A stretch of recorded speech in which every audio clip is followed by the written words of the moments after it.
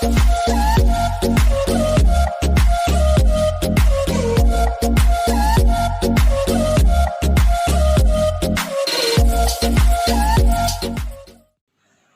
Friends, welcome to ராசி tips. எல்லோரும் எப்படி இருக்கீங்க? நல்லா இருக்கீங்களா? இன்றைக்கி நம்ம ராசி டிப்ஸ் சேனலில் நம்ம பார்க்க போகிற வீடியோ என்னென்னு பார்த்தீங்கன்னா, சமையல் டிப்ஸ் வீடியோ தான் பார்க்க போகிறோம்.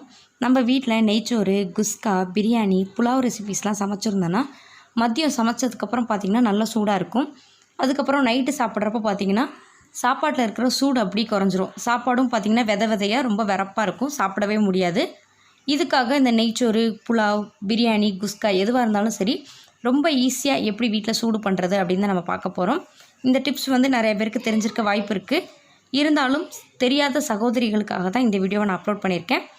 வாங்க இப்போ எப்படி நம்ம சூடு பண்ணுறது அப்படிங்கிறத வீடியோக்குள்ளே போய் பார்க்க. சாப்பாடை சூடு பண்ணுறதுக்காக நான் குக்கர் தான் எடுத்திருக்கேன்.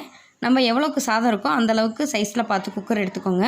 இப்போ நான் இன்றைக்கி நெய்ச்சோறு தான் செஞ்சுருக்கேன். இந்த நெய்ச்சோரை சூடு பண்ணுறதுக்காக குக்கரில் சேர்த்துருக்கேன். இப்போ இதில் பார்க்கையிலே உங்களுக்கு தெரியுது, சோறு நல்லா வெறப்பாக இருக்குது, நல்ல விதையாக இருக்குது. இதை நம்மளால் சாப்பிட முடியாது. இதுக்காக என்ன செய்யலான்னு பார்த்தீங்கன்னா, நம்ம எடுத்துருக்க குக்கரில் நல்லா பரவலாக வச்சுருங்க. நல்லா பரப்பி வச்சுட்டு பக்கத்தில் 1/2 டம்ளர்லேருந்து ஒரு 3/4 டம்ளர் வரைக்கும் தண்ணியை நல்லா கொதிக்க வச்சுக்கோங்க. கொதிக்க தண்ணியும் வச்சுக்கலாம், ஆறின தண்ணியும் வச்சுக்கலாம். இப்போ நான் தண்ணி கொதிக்க வச்சு தான் சேர்க்குறேன். கொதிக்க வச்ச தண்ணியை சாதத்து மேலே எல்லா இடத்துலையும் படுற மாதிரி நல்லா பரவலாக இந்த மாதிரி தெளித்து விட்டுருங்க. இந்த மாதிரி தெளித்து விட்டுட்டிங்கன்னா சாதத்தில் பார்த்திங்கன்னா நல்ல தண்ணியோட ஈரத்தன்மையாக இருக்கும். இதனால் சோறில் எந்த விதமான நசநசப்பும் இருக்காது. இப்போ சாதத்தை நம்ம ஹீட் பண்ணுறதுக்காக குக்கர் மூடி எடுத்திருக்கேன். அதில் கேஸ்கட் இருக்கிற மாதிரி பார்த்துக்கோங்க. எப்போதும் எப்படி குக்கர் மூடியை நல்லா டைட்டாக க்ளோஸ் பண்ணுவோமோ அதே மாதிரி டைட்டாக க்ளோஸ் பண்ணிக்கோங்க.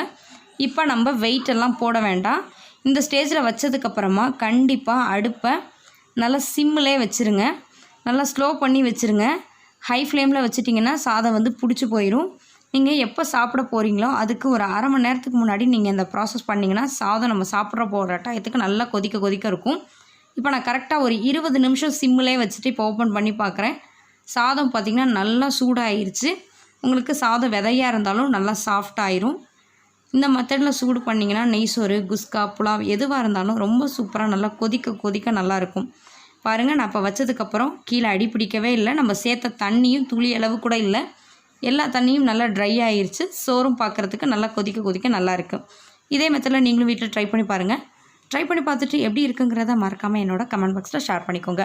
இந்த வீடியோ பிடிச்சிருந்துச்சுன்னா வீடியோ லைக் பண்ணிட்டு உங்கள் ஃப்ரெண்ட்ஸ், ஃபேமிலி, ரிலேட்டிவ்ஸ் எல்லாருக்கும் வீடியோவை ஷேர் பண்ணுங்கள். நீங்கள் இன்னும் நம்ம ராசி டிப்ஸ் சேனலை சப்ஸ்கிரைப் பண்ணாமல் தான் சப்ஸ்கிரைப் பண்ணிட்டு மறக்காமல் பக்கத்தில் இருக்க பெல் ஐக்கானை கிளிக் பண்ணிடுங்க. அப்போ தான் தினம் நான் அப்டேட் பண்ணக்கூடிய வீடியோஸ் உங்களுக்கு உடனுக்குடன் நோட்டிஃபிகேஷன் வரும். தேங்க்யூ ஃபார் வாட்சிங். Thank you friends.